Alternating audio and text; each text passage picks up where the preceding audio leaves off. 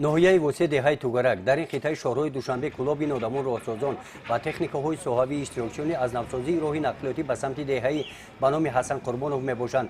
27 ایول سال 2023 بخشیده به 35 سالگی استقلالیت دولتی تاجیکستان یک صحیفه تازه در تاریخ راههای محلی ناحیه وسیع و دهه به نام حسن قربانوف همچون سنه فراموش‌ناپذیر باقی خواهد ماند.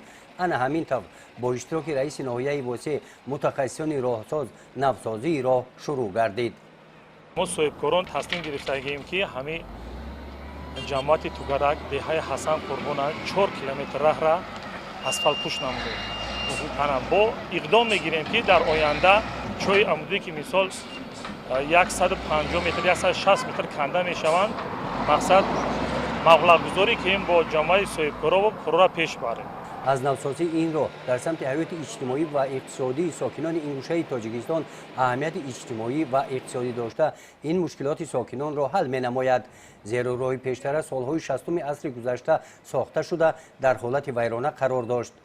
بخشیده به جشن 35 سالگی استقلال دولتی جمهوری تاجیکستان یک قطار کارها در جماعت دهاتی توگرک به انجام رسیده ایستاده است. از آن جمله در دهه حسن قربان 4 کیلومتر راه اسفالت پوش کرده ایستادند. در دهه شبکه باشد از حساب صاحبکاران همین محل 3 کیلومتر راه را اسفالت پوش کردند.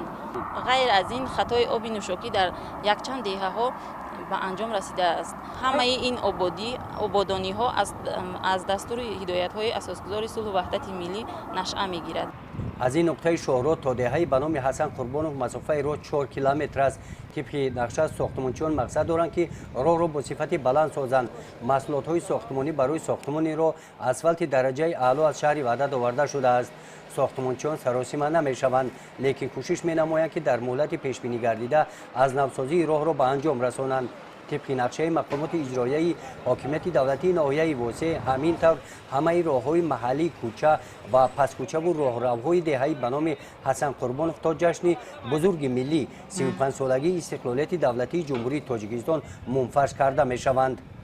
گزارش خواجه نظری خدای نظر ظهوروف از ناحیه وسیع برای برنامه اطلاعاتی نوید